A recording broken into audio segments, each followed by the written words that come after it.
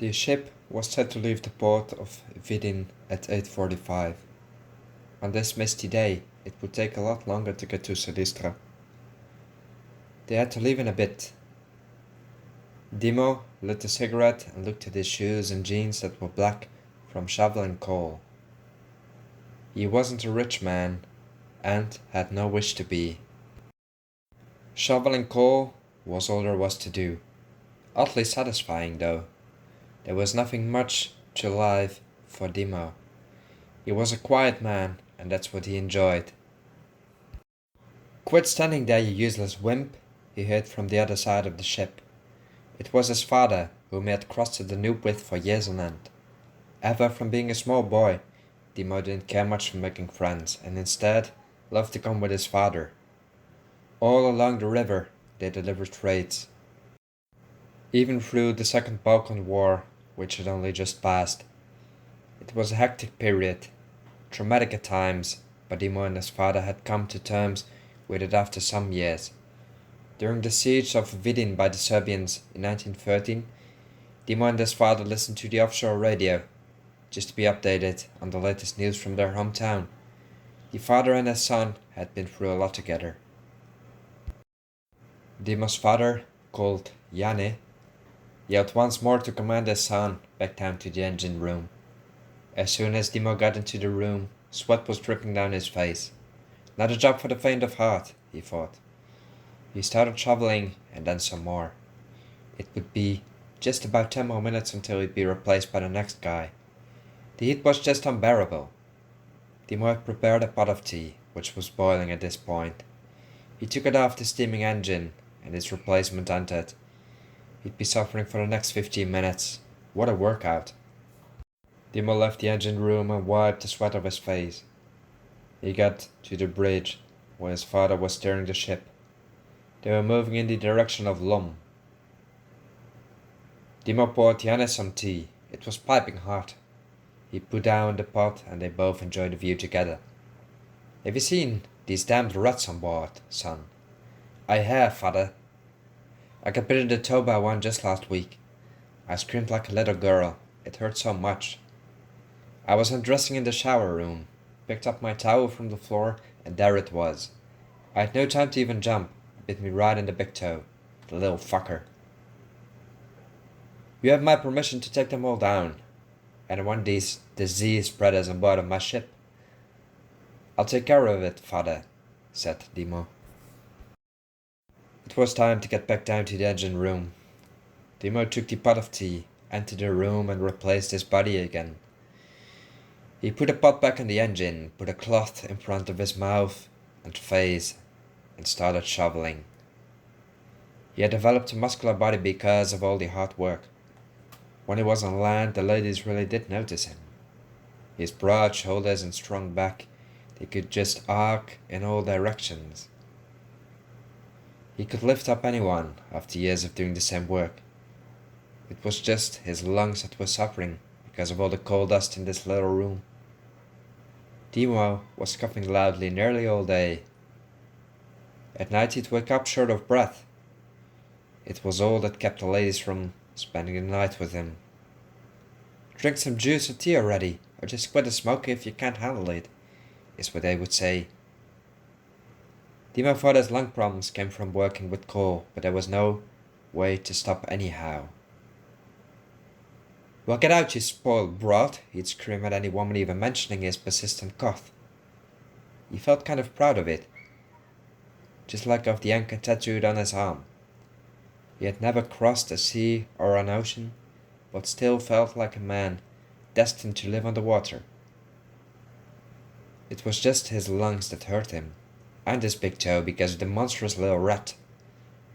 The lack of women sticking around didn't seem to bother him in the slightest. There was just Carmen that he somehow felt attracted to. She worked on the ship as well, as mechanic to be precise. Carmen was a woman with even bigger shoulders than himself. Still, he couldn't help but look at her when she passed. She didn't even seem to be much into Dimo. Maybe that was part of why he became even more attracted to her. Enough with the thoughts. 15 minutes had passed again, and his replacement came in. Dimo took the tea, went to the bridge and poured his father a cup. What do you think of Carmen, Dad? Do you think she is an attractive lady? Yes, son, I do think she is. But she'd wipe the floor with you, replied Yanni. That's not what I'm asking, Dad. What are you asking? It's about time you found a woman to spend some quality time with. God knows how long you've been sleeping with your stuffed animals. You haven't even thrown them out today, have you? You didn't ask for the rude comments, Dad. If you want me to go out and meet someone, you telling me how screwed up my life is will not make it any better, said Dimo. You can do whatever you want. Make your move. Perhaps she likes you too. I doubt it though. And I don't want to see you slipping around on my ship. This is why you work. I'd rather see you kill these rats downstairs with your bare hands for all I care. Dimo was angry with his father and took the pot back down to the engine room. They had stopped in Russe to deliver some piles of wood. They'd be on the way to Silistra in just a few hours. The engine shut off and the crew had some time to smoke and relax. Dimo decided to get down into the ship. He took a shovel from the engine room and took away all the dirty cloths and towels from the hallway near the bathroom. He saw a rat sprint away into the corner. It was fast, but Dimo had a big shovel and smashed it over the head. The rat was dead instantly. He looked the rat into the eyes. Was it you that bit my big toe, you rat bastard? He continued to move boxes and piles of clothes from the floor. One rat escaped, ran into the boiler room. Another one slammed into the head by Dimo. He walked into the next room, a storage room for coal. The walls were all black. The place probably swarmed with rats. He didn't see any. After all, the place was pitch dark. There was just some light peeking through the wall. Dimo walked up to the wall but slipped on a piece of coal, smacking his jaw on an old furnace standing in the corner of the room. A loud scream followed. I'd be damned if this coal ends up killing me someday, he hissed under his breath. Dimo checked if all his teeth were still in place. He stayed on his knees and could just peek through the hole in the wall. He looked closely and saw the broad shoulders of Carmen. She wasn't dressing. Probably changing clothes and going into Russe, maybe to the market or so. Dimo couldn't help but looking. The strong back, those hips, the arms. She would probably knock his teeth out if she knew she was being stared at. Suddenly, a sharp pain went through Dimo's leg. A loud scream again. By the grace of dear Lord, a rat! Again. The pain was so intense his whole body went numb. Dimo was screaming with no end. Stood up and smacked the coals with his shovel. Need a light, buddy? He heard a woman's voice from the door. The light went on, the silhouette of a big woman. It was Carmen. Fooling around in here, you rat boy? Look at me undressing, I gather. She picked up a piece of coal and threw it as hard as she could. It hit Dimo in the stomach. He gasped for air and went back down on his knees. He nearly lost it. He was in so much pain. The rat and now the woman.